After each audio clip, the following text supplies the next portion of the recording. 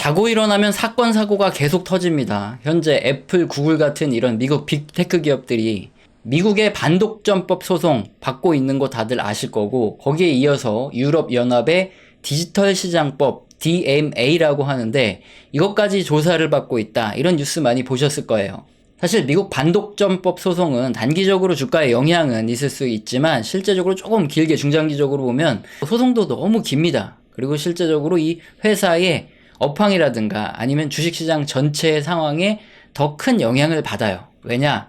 이전 영상에서 과거 미국에서 반독점법 소송을 받았던, 그래서 실제로 회사가 분할되는 이런 판결이 나기도 했었고, 또 다시 또 뒤집어진 이런 사례도 있었던 스탠다드 오일, 인텔, IBM 등의 사례를 제가 이전 영상에서 하나하나 자세히 설명드렸어요. 그리고 이 회사들이 반독점법 소송이 시작될 때, 그리고 재판 결과가 나왔을 때 주가 움직임은 어떠했고, 당시의 경제 상황과 주식시장의 상황도 어떻게 움직였다, 이런 것들을 다 비교하면서 설명을 드렸습니다. 그래서 미국 반독점 소송 때문에 주가가 하락한 건지, 아니면 그냥 주식시장이 떨어져서 주가가 떨어지거나 올라간 건지, 아니면 해당 기업이 속한 업황 때문에 주가가 움직인 건지, 이런 것들 상세하게 설명을 드렸어요. 그래서 이번에 애플이 받고 있는 반독점법 소송에 대해서도 어떻게 될 거다, 이렇게 설명을 드렸는데, 오늘 해당 내용을 다시 또 설명드리면 사골입니다. 우려먹고 우려먹을 수는 없다 보니까, 못 보신 분들은 우리 채널에서 제가 지금 올려드리고 있는 이 썸네일과 똑같은 그 영상 찾아서 참고하셔서 보면 됩니다. 그런데 이 유럽연합의 디지털시장법, 이 DMA는 미국의 반독점법 소송처럼 독점을 규제한다, 이런 기본 원리는 똑같지만 규제 강도, 이 차원 자체가 달라요. 이 법이 유럽에서 예전부터 있었던 법이 아니라 올해 3월 7일부터 본격적으로 시행되는 법이고, 판결의 결과에 따라서 과징금이 유럽 매출액이 아니라 이 회사가 전 세계에서 내고 있는 매출액을 기준으로 여기에서 10% 내라 또는 뭐 20% 내라, 이런 식으로 엄청난 액수를 과징금으로 때려버립니다. 장사나 사업을 해보신 분들은 아마 아실 거예요. 원재료비, 인건비, 그 외 판매비, 관리비 등등을 전부 빼고 나면 매출에서 20% 순이익을 남기기가 굉장히 어렵거든요. 물론 이런 테크 기업들은 그렇게 원재료비라든가 이런 게 많이 들어가지 않기 때문에 훨씬 더 많이 남겨 먹을 수 있다고 해도, 과징금으로 매출의 20%의 벌금을 낸다, 그러면 사실상 그해 기업의 순이익의 꽤 많은 부분을 전부 벌금으로 내야 되는 이런 수준이 될 수도 있습니다. 이게 고쳐지지 않으면 그 다음에도 계속 과징금을 때리는 거예요. 그래서 유럽연합의 디지털 마켓법 DMA에 잘못 걸렸다, 그러면 주가가 폭락할 수도 있죠. 이렇게 생각하시는 분도 있을 수 있죠. 나는 미국 기업이니까 유럽 너네가 판결한 이 법 인정할 수 없다 하면서 해당 기업이 만약에 그 법에 불복을 하면 어떻게 될까요? 그 기업이 가진 유럽연합 내의 재산이 압류돼서 벌금을 내는데 쓰이겠고, 그리고 유럽 시장에서 장사를 할 때 허가가 안 나죠. 그러니까 아무것도 할 수 없고 접근도 못 해요. 그러니까 어쩔 수 없이 유럽에서 장사를 해 먹으려면 그 법을 따라야 됩니다. 그래서 투자자들도 그렇고 이 기업도 그렇고 여기에 촉각을 곤두세울 수밖에 없는 문제라는 겁니다. 자, 이렇게 중요한 부분 자세하게 한번 알고 넘어가야 되겠죠. 제가 최대한 쉽게 풀어서 설명드릴 테니까 뭐 벌써부터 이거 무슨 법 관련된 얘기 나와서 더럽게 어려운 소리에서 머리가 지끈지끈 아픈 거 아닌가, 이런 걱정 안 하셔도 됩니다. 자, 우선 지난 2020년 12월 15일 코로나가 어느 정도 막 지나가고 있을 그 무렵, 유럽연합 EU죠. 여기에 있는 집행위원회라는 곳이 있어요. 전체적으로 뭐 법도 만들고 규제도 하고 뭐 이렇게 해서 뭐 법률을 정합니다. 그게 전체적으로 다 통용되는 그 법률을 정하는 이런 기관인데, 유럽 시장에 침투해서 시장을 장악하고 있는 이런 미국의 빅테크 기업들, 구글, 애플, 메타 등 거대 디지털 플랫폼 기업들에 대한 반발이 강해집니다. 얘네가 남의 나라의 플랫폼이 자기네 나라에 와서 시장을 완전히 거의 뭐 독점적으로 장악해버린 상황이니까 당연하겠죠. 그래서 유럽 집행위는 이런 거대 디지털 플랫폼 기업의 독점적인 이익을 규제하지 않으면 자기네 기업들이 잘못하면 다 죽어나갈 수도 있겠다, 이런 생각을 하면서 디지털 마켓법 DMA를 제안합니다. EU 집행위원회에서 이렇게 만들어진 법안은 그냥 규칙이 아니에요. 이게 시행됨과 동시에 27개 EU 회원국에서 강제적으로 적용되는 법입니다. 파급력이 어마어마하겠죠. 다른 나라 대기업들이 유럽에 이 시장을 장악하고 있으니까 다른 국가들도 당연히 찬성할 수밖에 없고요. 2022년 9월 입법 절차가 완료되었고 이번 달이죠. 2024년 3월 7일에 전면적인 시행에 들어갔습니다. 그리고 당연히 이제 법이 적용이 되면서 이런 빅테크 기업에 대한 조사 착수가 시작이 된 겁니다. 자, 그럼 이후에 디지털 마켓 법안은 대략적으로 뭐가 어떻게 되는 법이냐? 적용되는 대상이 있어요. 게이트 키퍼가 되는 플랫폼입니다. 게이트 키퍼 하면 문지기라는 뜻이죠. 근데 뭔가 느낌상 딱 봐도 우리 같은 소비자들을 이게 문을 지키고 있는 검색 엔진 뭐 구글이라든가 유튜브도 그렇고 앱스토어도 그걸 통해서 뭔가를 사야 되니까 그것도 그렇고 인스타라든가 뭐 페이스북 같은 것도 다 그걸 통해서 뭔가를 해야 되니까 아 얘네가 문지기겠구나 이런 느낌이 바로 들죠. 빅테크 기업만 해당이 됩니다. 이건 뭐 참고적으로 세부적인 조건이 있는데 빨리 할게요. 유럽 연합시장 내에서 아주 중대한 영향력과 경제적 지위를 가지고 다수 국가들에서 활동을 하고 있어야 되고 다수의 사용자들을 다수의 또 다른 비즈니스와 연결시키는 이런 중개자 역할을 하는 애들, 그리고 시장에서 지배자유지가 좀 장기간 안정되고 견고하게 유지될 것 같은 이런 기업들, 이런 조건을 충족하는 애들을 우리가 게이트 키퍼 기업으로 하겠다. 유럽 집행위원회가 선정을 했죠. 그래서 어떤 기업을 선택했냐? 그림의 알파벳, 아마존, 애플, 바이트댄스, 메타, 마이크로소프트입니다. 설마 뭐 구글이 빠져있네 이렇게 말씀하실 분은 없겠죠. 알파벳이 구글의 모회사죠.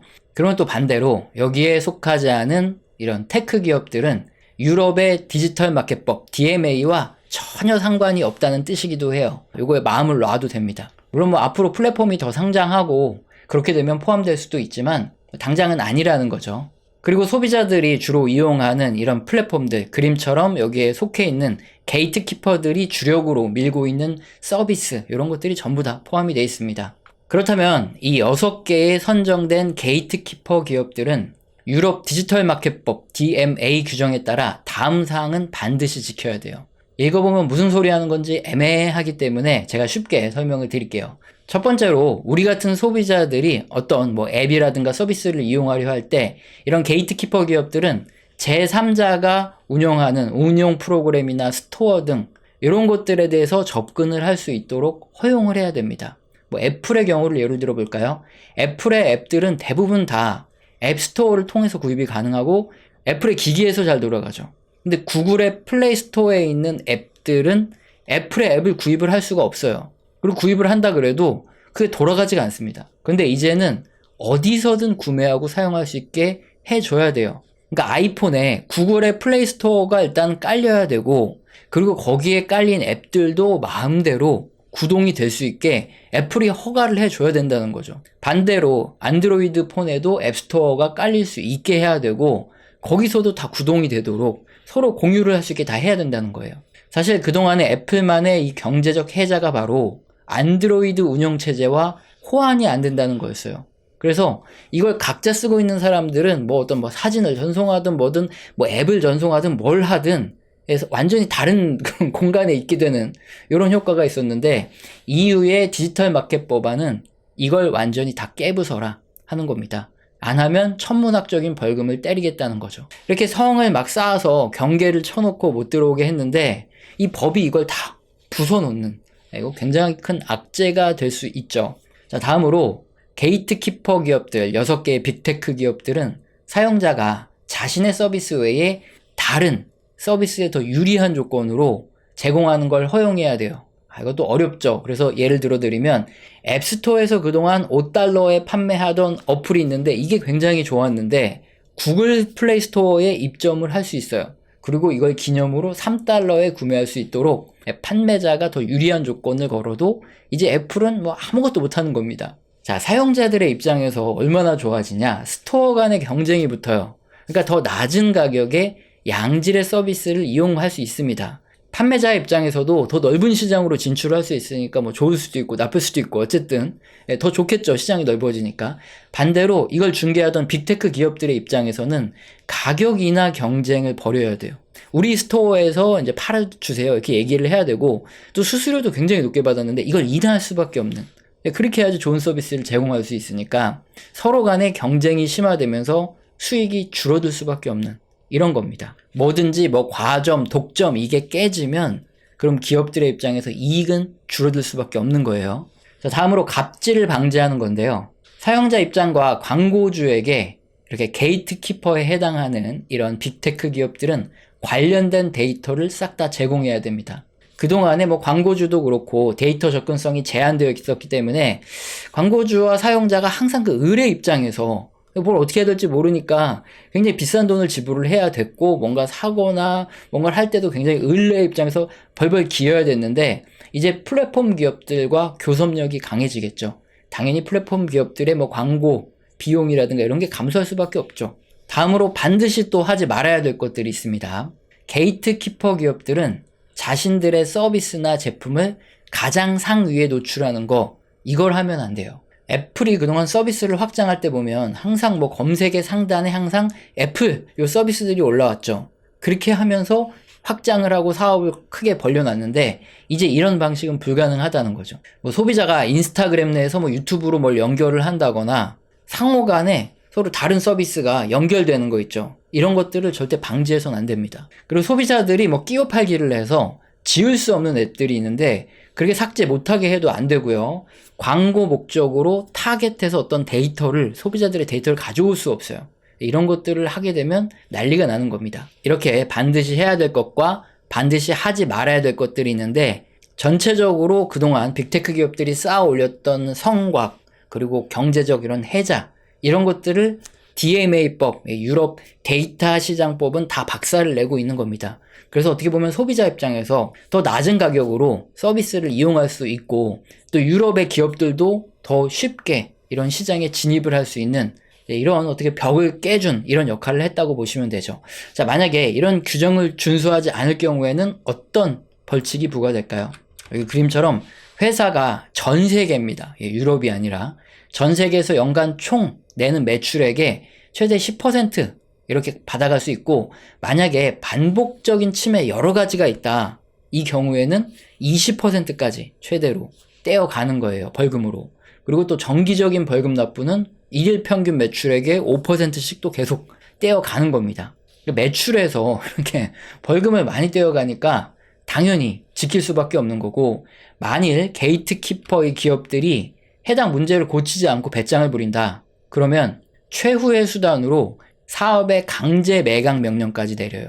뭐 미국 기업들 입장에서는 짜증이 날 수도 있어요. 아, 이거 유럽 법을 내가 왜 지켜야 돼? 할 수도 있지만, 앞서 잠깐 말씀드렸지만 이 법을 지키지 않으면 EU 내에서 사실상 아무것도 못합니다. 자산 다 압류되고 벌금 내는데 쓰일 거고, 벌금 내기 전에는 사업 승인도 나지 않고 아무것도 못하고 완전 퇴출되는 거예요. 자, 그렇다면 미국의 반독점법 소송과 유럽연합의 디지털마켓법 DMA의 가장 큰 차이점은 뭐냐? 주가의 영향이 생각보다 즉각적일 수 있다. 그러니까 DMA법이 훨씬 더 주가에 빠르고 큰 영향을 미칠 수 있다는 거예요. 그림은 1969년부터 시작됐던 IBM의 미국 반독점 소송이에요. 1982년에 소송이 취하되면서 모든 게 그냥 끝났는데, 중간에 주가가 오르락 내리락 하는 거 볼 수 있습니다. 그게 왜 그러냐면 소송 때문에 그랬던 게 아니라 1970년대에 두 번의 석유 파동이 있었어요. 이때 주식시장이 출렁거렸고, 또 1980년에는 무슨 일이 있었냐, 기준금리를 20%까지 인상하는 이런 사건이 있었죠.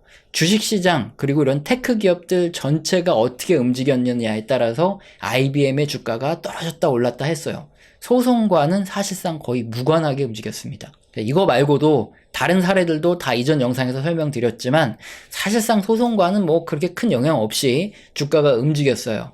반면에 유럽연합에 실행되는 디지털 마켓법 DMA 같은 경우에는 각 빅테크 기업들이 그동안 다른 경쟁자들이 들어오지 못하게 했던 이런 장치, 이런 벽들을 전부 무너뜨리고 해당 기업이 가진 독점적 지위, 여기서 엄청난 타격을 받아서 수익이 떨어질 수밖에 없는 부분인데, 여기 위반 사항이 또 고쳐지지 않는다, 배짱을 부린다 그러면 최대 전 세계 매출의 20%까지 벌금을 내야 되는, 순이익을 굉장히 많이 갖고 오겠다, 이러니까 주가 영향이 즉각적일 수밖에 없죠. 특히 지금 상황을 보면 메타, 알파벳, 애플에 대해서 유럽연합 집행위원회에서 이미 조사가 진행됐습니다. 3개 회사에 대해서 총 5건의 조사를 지금 시작하고 있고요.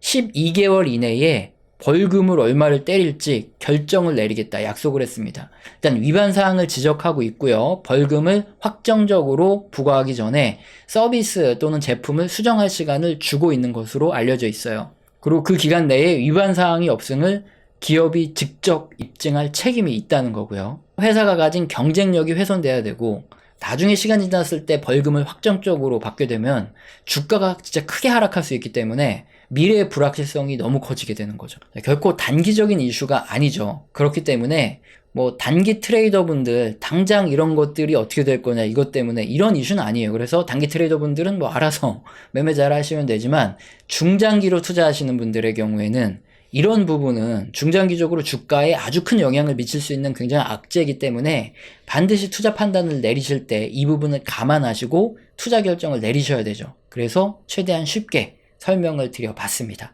투자 판단에 도움이 되셨으면 좋겠습니다. 채널에서는 영상 시청하시고 정말로 도움이 되셔서 정말 순수하게 후원을 해주시는 분들이 뭐 간헐적으로 계십니다. 후원해주신 분들께 감사합니다라고 말로만 그냥 떼었던 적이 있는데, 그러고 나서 도저히 인간의 도리가 아닌 것 같아서 제가 소통을 하고 있어요. 뭐 엄청 대단한 건 아니고 후원에 대한 리액션이다 보시면 됩니다. 거시경제에 대한 이야기, 그리고 각 산업의 또 사이클에 대한 이야기, 뭐 업황과 함께 이렇게 움직이는 뭐 종목에 대한 이야기 등 이런 것들을 주제로 소통을 하는 시간을 갖고 있어요. 방송에서 하기 힘든 이런 민감한 얘기도 나오고 하니까 후원을 주신 분들은 소통의 시간을 갖도록 하겠습니다. 그러다가 2019년부터 유튜브를 시작했어요. 근데 하필이면 2019년에 경제지표가 둔화되기 시작하는 겁니다. 그때 현금화를 주장했다가 정말 그 유튜브는 걸러지지 않는 필터링, 엄청난 비아냥, 욕 이런 거 굉장히 듣다가 코로나가 터지고 나서 주식시장이 떨어졌으니까 망정이지, 만약에 코로나 안 터졌으면 감당하기 힘든 욕을 계속 먹었을지도 몰라요 하는 것입니다. 자, 수익난 위험자산 중에 50대 50의 확률이기 때문에 절반은 수익을 실현해서 채권형 자산으로 옮겨서 혹시 모를 리스크에 대비하고, 나머지 절반의 자산은 그대로 가지고 계셔서 무역합의가 타결될 경우 상승에 소외되지 않도록 하는 것입니다. 지금은 기대감이 많이 오른 이런 미국 및 신흥국 자산 중 일부는 수익을 실현하고 다음 상황에 대응하는 것이 맞다는 것입니다. 자, 그래서 질문 주신 것처럼 우리 2020년 코로나가 터지고 나서 한 3, 4월에 저점에서 매수하라고 몇 번 언급했다가 이놈이 불난집에 부채질을 하냐, 어떻게 운 좋게 좀 현금 가지고 있다고 누구 죽이려고 이 폭락장에 매수를 하라 그러냐 하면서 또 엄청나게 욕을 먹게 됩니다.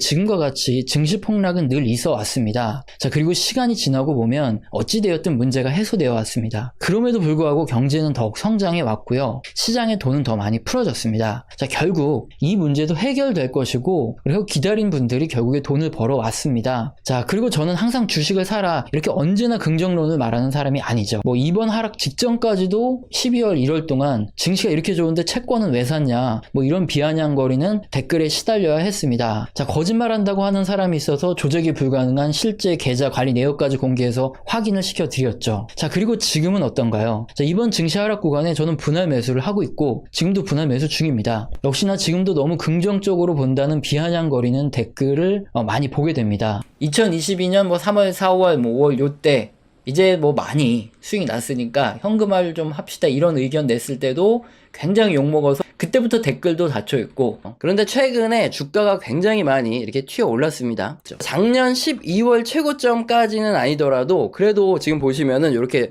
붉은색으로 박스를 쳤는데 작년 이 12월 내에 가격대에 대부분 다 들어왔어요. 20년부터 이제 대놓고 기술주 이러면서 투자를 시작했는데, 근데 최근에 금리 인상 속도가 굉장히 빨라지고 있죠. 인플레이션 때문에. 그러다 보니까 올해부터 내년 사이에 한번 수익을 실현하고 현금화를 해야겠다. 이게 우리의 지금 방침이에요.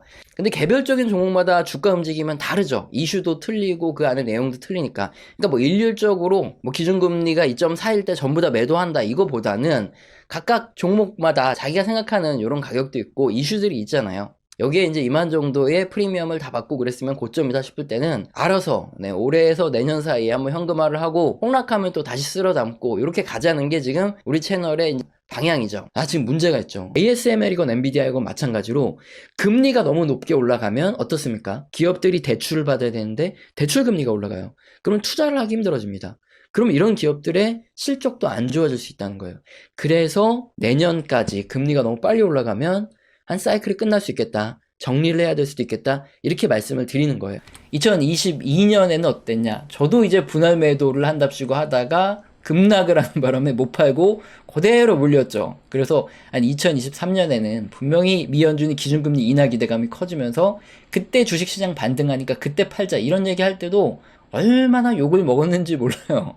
기준금리 인상이 중단되는 시점은 이제 올해 상반기에는 하반기쯤이 되지 않을까 이렇게 예상했는데 지금 변수들이 너무 많아서 계속 밀리고 있어요. 그래서 내년쯤으로 이렇게 다수 전문가들이 얘기가 되는 상황인데 어쨌든 뭐 그때 되면 반등이 한번 나올 수도 있는데 이거는 지난 역사적으로 그렇게 반복됐던 역사가 많았다. 그래서 그 확률이에요. 반등이 나오면 저도 많이 정리를 좀 할 생각이다 이건데 지금 실물 경기가 정점을 지나서 둔화되고 있어요. 그랬을 때 인플레이션 감소, 기준금리 인상이 중단됐던 올해 내내 이 말씀을 드리고 지표도 계속 보여드렸지만 주식시장이 일시적인 랠리를 펼쳤던 역사가 많아요. 그래서 주식시장이 상승 흐름을 보일 가능성이 굉장히 높다. 계속 말씀드려오고 있죠. 하지만 이때 적극적인 매수의 타이밍입니까? 그건 아니죠. 원칙이 아니라는 거예요. 2023년 이때도 지금 마찬가지죠. 2023년에 갑자기 반등을 주죠. 그때 이제 제가 계속 금리 인상 중단 요런 기대감이 커진다 요 얘기를 했기 때문에 저도 이제 그때 상반기에 이제 분할 매도를 다 마쳤어요. 근데 지금 엔비디아가 이렇게 많이 갔습니다. 실물 경기 선행 지표가 둔화되고 있으니까 이럴 때는 조심해라 이렇게 계속 말씀드리고 있는데 주식시장이 폭락을 안 했죠. 2023년에. 그러면서 지금까지도 엄청나게 욕을 먹고 있어요.